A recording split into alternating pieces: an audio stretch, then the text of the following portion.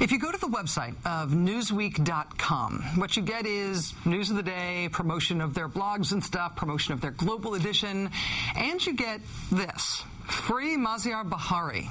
Newsweek isn't Amnesty International. They're not even Pacifica. They're not known as a crusading, cause-endorsing publication.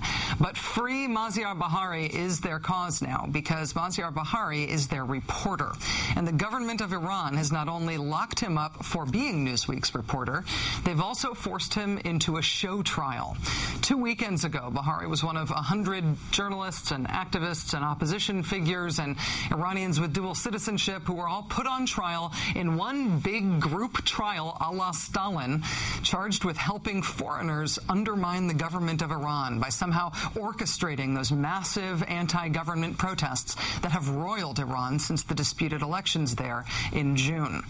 Mr. Bahari, who has dual Iranian-Canadian citizenship, was even brought out solo to speak to reporters on the sidelines of that show trial. He gave what a New York Times account described as a chilling lecture to those reporters on the media's role in fomenting revolution.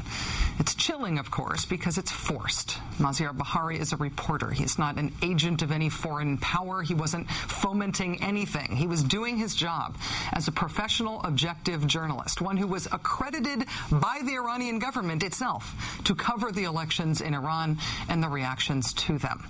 Newsweek and Mr. Bahari's family and supporters have now made the difficult decision to take their efforts to have him freed from prison public. They're hoping that what they have not been able to accomplish through back-channel efforts and quiet diplomacy might be accomplished if enough people know about this and are moved to speak out to free Maziar Bahari.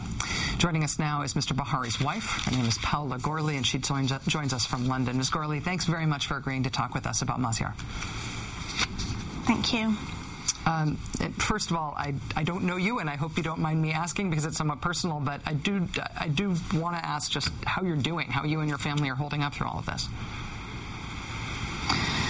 Well, it's a very difficult time, one that I could never have imagined would ever be like this, ever. I'm 6.5 months pregnant, and so I just have to keep positive always, and it's such a struggle to remain always with hopes and to get through this time. Have you been able to be in touch with Maziar at all, or has anybody in your family been able to be in touch with him?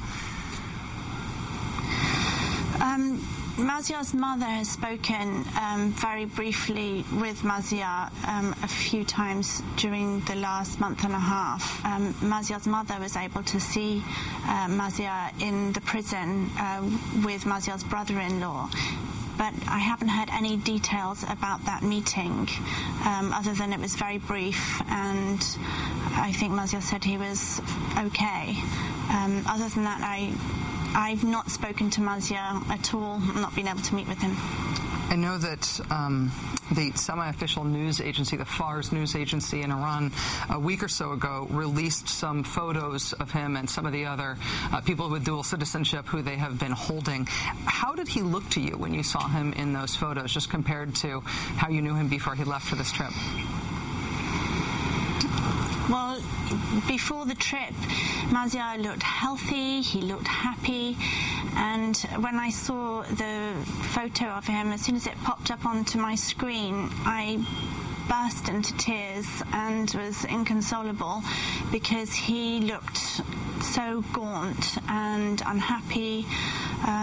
He just didn't look like the same person. It broke my heart. In terms of what he is accused of, the Iranian government, of course, accuses him of helping foment revolution, endangering Iran's national security.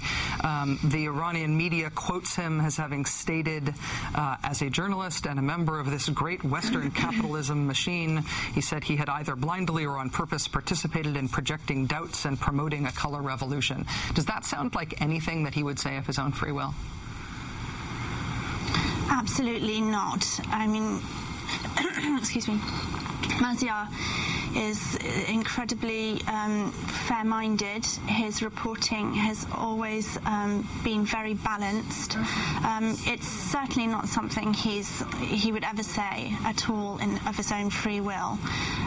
Maziar is known and respected for his balanced work, and even in Iran has always been given appropriate accreditation throughout his long career for working in Iran. And it's just preposterous now that they can say that he's been a danger to national security when he was simply doing his job in the fair manner in which he's always done it. One last question for you. If people watching this now are moved to try to help, I know that you, other members of your family as supporters, Newsweek and others have decided that it's in his best interest that there be a public campaign to try to free him. If people are moved to try to help, what do you suggest that people do? I think the easiest way is to go to the website www.freemaziarbahari.org, and there is a page on that for petitions. There's also a page on that for Italian petition.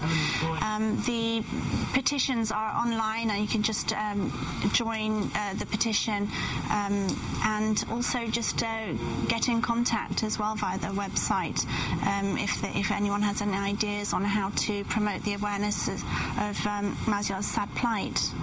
Paola Gourley, the wife of Maziar Bahari, thank you so much for being here, and of course, all the best luck to you in this.